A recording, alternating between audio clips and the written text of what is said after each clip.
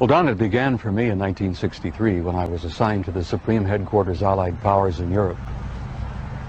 I arrived in the summer of '63 and I was assigned to the Operations Division. I was further assigned to what we call SHOC, the War Room, the Supreme Headquarters Operations Center.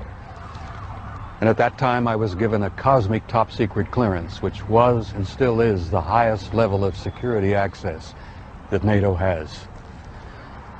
When I was assigned to the War Room, I learned that a study had been initiated in 1961, and everybody was talking about it. They were gossiping about it. And the subject was UFOs, and that intrigued me a bit.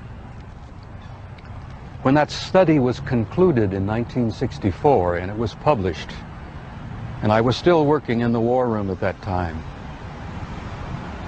I had access to this document. I had a chance to read it. And having been exposed to it, I must tell you honestly that my life has never ever quite been the same. Because I read first-hand reports, verifiable NATO military material that indicated that the UFOs were not only real, that they represented something far beyond anything I had ever imagined before. When the study was concluded in '64, they concluded that there were 4 different groups apparently coming and visiting us. Out of those 4 different groups, one group looked exactly like we do, so much so that they could sit beside you in a restaurant or in an airplane or in a theater, and you'd never know. And that particular point bothered the military guys a lot. The point being that some of these people from somewhere could be walking up and down the corridors of SHAPE headquarters, or they could be walking up and down the corridors of the Pentagon. One day at lunch, a lieutenant colonel made the remark, he says, "Jesus, do you realize they could even be in the White House?" And there was a little forced laughter at that point, I remember, because a lot of us over the years have had some misgivings about the occupants of the White House. But the point I'm making is that the idea that aliens could be here in our midst bothered the military, because if you're not paranoid when you go into the service, you're certainly trained very quickly to be so. It's the nature of the military mind, I think, to be paranoid. But that was only part of the story. The SHAPE conclusions in '64 were that there were 4 groups that we knew of. They were apparently interplanetary. Some very likely were interstellar. They even concluded that some of them could be intergalactic. When I retired in 1976, many of our military people knew at that point that we were not simply dealing with visitations from people from other planets or star systems. They had concluded by '76 that some of these visitors very well might be multidimensional in their source.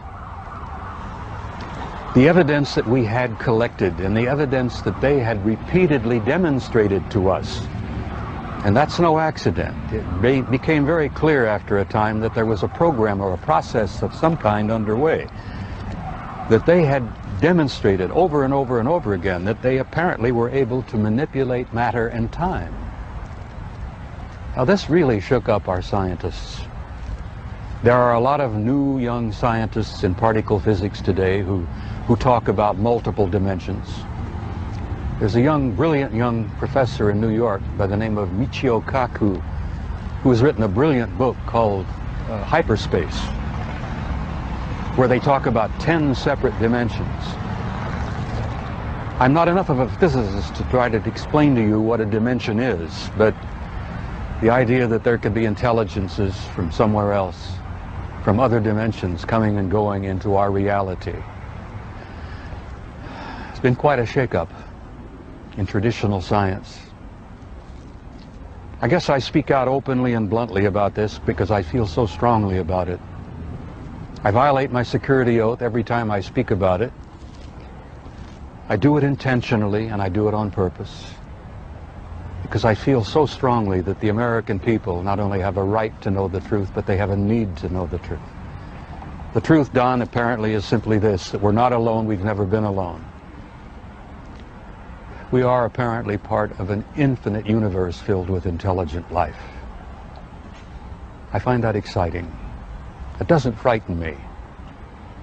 The shape study concluded in '64 that if they, whoever they were malevolent or hostile, that they could have taken this planet and cleaned it up and eliminated us, turned us into dog food or whatever, a long, long time ago. That the historical evidence indicates that they've been with us a long time, and I've concluded that we had what I like to call an intimate interrelationship with at least one of those groups, the group that looks exactly like we do. And that point is, I don't like the word alien.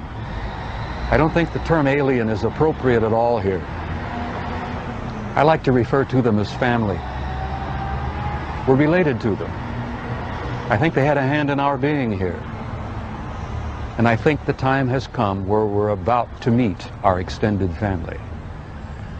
It's going to be very soon. And the people are not ready. And one of the reasons I do speak out so bluntly and so openly is if in some small way I can help people get prepared for this.